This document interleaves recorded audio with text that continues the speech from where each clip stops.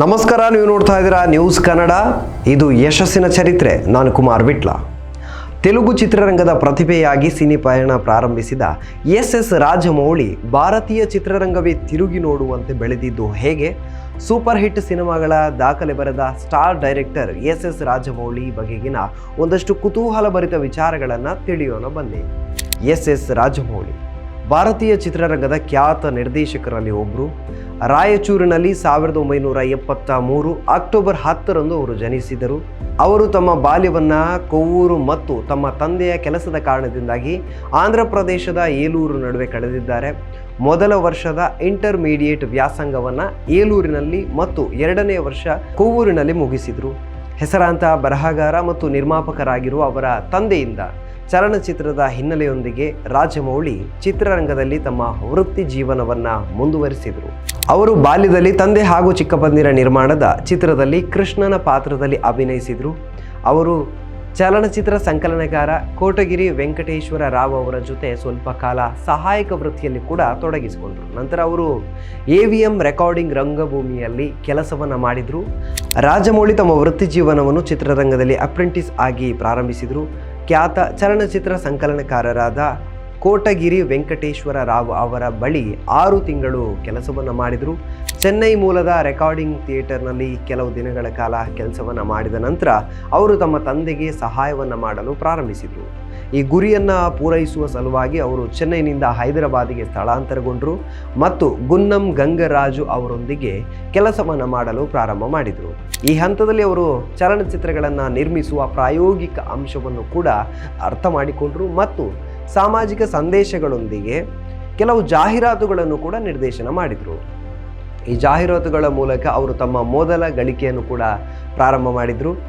ಅವರು ಸುಮಾರು 6 ವರ್ಷಗಳ ಕಾಲ ತಮ್ಮ ತಂದೆಯವರಿಗೆ ಸಹಾಯಕರಾಗಿ ಕಾರ್ಯನಿರ್ವಹಿಸಿದರು. ಆ ಸಮಯದಲ್ಲಿ ಅವರು ಹಲವಾರು ನಿರ್ದೇಶಕರಿಗೆ ತಮ್ಮ ಕಥೆಗಳನ್ನು ನಿರೂಪಣೆ ಮಾಡ್ತಾ ಇದ್ರು. ತೆಲುಗು ಚಿತ್ರರಂಗದಲ್ಲಿ ಕೆಲಸ ಮಾಡುವ ನಿರ್ದೇಶಕ ಕೆ ರಾಘವೇಂದ್ರ ರಾವ್ ರಾಜಮೌಳಿಯವರನ್ನು ನಿರ್ದೇಶಕರಾಗಿ ಪರಿಚಯ ಮಾಡ್ತಾರೆ. ಅವರ ಮಾರ್ಗದರ್ಶನದಲ್ಲಿ ಟೆಲಿ ಧಾರಾವಾಹಿಗಳನ್ನು ಇವರು ನಿರ್ದೇಶನ ಮಾಡ್ತಾರೆ. ಎಸ್ ರಾಜಮೌಳಿ ಕೆ ರಾಘವೇಂದ್ರ ರಾವ್ ಅವರ ಮಾರ್ಗದರ್ಶನದಲ್ಲಿ ಶಾಂತಿ ನಿವಾಸಂ ಎಂಬ ತೆಲುಗು ಧಾರಾವಾಹಿಯನ್ನು ನಿರ್ದೇಶಿಸುವುದರ ಮೂಲಕ ಈನಾಡು ಚಾನೆಲ್ ದೂರದರ್ಶನದಲ್ಲಿ ತಮ್ಮ ವೃತ್ತಿ ಜೀವನವನ್ನು ಪ್ರಾರಂಭ ಮಾಡ್ತಾರೆ. ಇವರ ನಿರ್ದೇಶನದ 2001ರಲ್ಲಿ ಸ್ಟೂಡೆಂಟ್ ನಂಬರ್ 1, 2003ರಲ್ಲಿ ಸಿಂಹಾದ್ರಿ, 2004ರಲ್ಲಿ ಸೈ, ಇನ್ನು 2005ರಲ್ಲಿ ಛತ್ರಪತಿ, 2006ರಲ್ಲಿ ವಿಕ್ರಮಾರ್ಕುಡು, 2007ರಲ್ಲಿ ಯಮದೊಂಗ, 2012ರಲ್ಲಿ ಈಗ, 2015ರಲ್ಲಿ ಬಾಹುಬಲಿ, 2017ರಲ್ಲಿ ಬಾಹುಬಲಿ 2, 2022ರಲ್ಲಿ RRR ಸಿನಿಮಾಗಳು ಹಿಟ್ ಲಿಸ್ಟ್ನಲ್ಲಿ ಸೇರಿವೆ.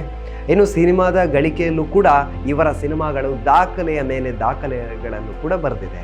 RRR ಸಿನಿಮಾ ನಾಟು ನಾಟು ಹಾಡಿಗೆ ಜಗತ್ತಿನ ಪ್ರತಿಷ್ಠಿತ ಆಸ್ಕರ್ ಅವಾರ್ಡನ್ನು ಕೂಡ ಪಡೆದುಕೊಂಡಿದೆ.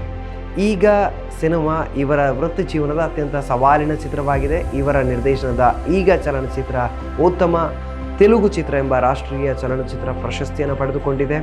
ಉತ್ತಮ ನಿರ್ದೇಶಕ ಪ್ರಶಸ್ತಿ ಮಗಧೀರ ಚಿತ್ರಕ್ಕೆ ನಂದಿ ಪ್ರಶಸ್ತಿ, ಇನ್ನು ದಕ್ಷಿಣ ಭಾರತೀಯ ಫಿಲ್ಮ್ಫೇರ್ ಪ್ರಶಸ್ತಿ, ಉತ್ತಮ ನಿರ್ದೇಶಕ ಪ್ರಶಸ್ತಿ, ಸ್ಟಾರ್ ವರ್ಲ್ಡ್ ಇಂಡಿಯಾ ಉತ್ತಮ ಚಿತ್ರ ಪ್ರಶಸ್ತಿ, ಹೀಗೆ ಹಲವಾರು ರಾಜಮೌಳಿ ನಿರ್ದೇಶನ ಮಾಡಿದಂಥ ಎಲ್ಲ ಚಿತ್ರಗಳು ಕೂಡ ಒಂದಲ್ಲ ಒಂದು ದಾಖಲೆಗೆ ಕಾರಣವಾಗಿ ಜನಮಾನಸದಲ್ಲಿ ಎಂದೂ ಮರೆಯಲಾಗದ ಚಿತ್ರಗಳಾಗಿ ಉಳಿದಿವೆ. ರಾಜಮೌಳಿ ಕೇವಲ ತೆಲುಗು ಚಿತ್ರರಂಗದ ಸ್ಟಾರ್ ನಿರ್ದೇಶಕ ಮಾತ್ರವಲ್ಲ, ಖ್ಯಾತ ಕಲಾವಿದರ ಬದುಕು ಬದಲಾಯಿಸಿದ ನಿರ್ದೇಶಕನೂ ಹೌದು. ಸಿನಿಮಾ ಕನಸು ಹೊತ್ತು ಬರುವಂಥ ಅದೆಷ್ಟೋ ಯುವ ನಿರ್ದೇಶಕರಿಗೆ ದಾರಿದೀಪವಾಗಿ ಇವರು ಕಾಣುತ್ತಿದ್ದಾರೆ. ತೆಲುಗು ಚಿತ್ರರಂಗ ಮತ್ತು ಭಾರತೀಯ ಚಿತ್ರರಂಗಕ್ಕೆ ವಿಶ್ವದೆಲ್ಲೆಡೆಯ ಸಿನಿ ಪ್ರೇಮಿಗಳು ಕಾಯುವಂತೆ ಮಾಡಿದ ಒಬ್ಬ ಅಸಾಮಾನ್ಯ ಸಿನಿಮಾ ನಿರ್ದೇಶಕ ರಾಜಮೌಳಿ. ತೆಲುಗು ಚಿತ್ರರಂಗದ ಖ್ಯಾತ ನಟ ಮಹೇಶ್ ಬಾಬು ಅವರ ಸಾಹಸಮಯ ವಿಭಿನ್ನ ಚಿತ್ರವೊಂದನ್ನು ಇವರು ನಿರ್ದೇಶಿಸುತ್ತಿದ್ದಾರೆ ಎಂಬ ಮಾಹಿತಿಗಳು ಹಬ್ಬುತ್ತಾ ಇದೆ. ಹಾಗೂ ಮಹಾಭಾರತ ಎಂಬ ಚಿತ್ರವನ್ನು ನಿರ್ದೇಶನ ಮಾಡ್ತಾ ಇದ್ದಾರೆ ಎಂಬ ಸುದ್ದಿಗಳು ಕೂಡ ಸಾಮಾಜಿಕ ಜಾಲತಾಣದಲ್ಲಿ ಹರಿದಾಡ್ತಾ ಇದೆ. ಒಟ್ಟಿನಲ್ಲಿ ತೆಲುಗು ಚಿತ್ರರಂಗದ ಮೂಲಕ ಭಾರತೀಯ ಚಿತ್ರರಂಗದಲ್ಲಿ ದಾಖಲೆಗಳನ್ನು ಬರೆದ ನಿರ್ದೇಶಕ ಎಸ್ ರಾಜಮೌಳಿಯ ಸಿನಿ ಪಯಣ ಹೀಗೆ ಮುಂದುವರಿಯುತ್ತಿರಲಿ, ಏನು ಚಿತ್ರರಂಗಕ್ಕೆ ಅವರ ಕೊಡುಗೆ ನಿರಂತರವಾಗಿರಲಿ ಮತ್ತು ಚಿತ್ರರಂಗಕ್ಕೆ ಅಂಬೆಗಾಲು ಇಡುತ್ತಿರುವಂಥ ಯುವ ಪ್ರತಿಭೆಗಳಿಗೆ ಇವರು ಸ್ಫೂರ್ತಿಯ ಚಿಲುಮೆಯಾಗಿರಲಿ ಎನ್ನುತ್ತಾ ಇದಾಗಿತ್ತು ಈ ವಾರದ ಯಶಸ್ಸಿನ ಚರಿತ್ರೆ. ಮತ್ತೆ ಮುಂದಿನ ವಾರದ ಯಶಸ್ಸಿನ ಚರಿತ್ರೆ ಜೊತೆ ಸಿಗೋಣ. ಅಲ್ಲಿವರೆಗೂ ನೋಡ್ತಾ ಇರಿ ನ್ಯೂಸ್ ಕನ್ನಡ.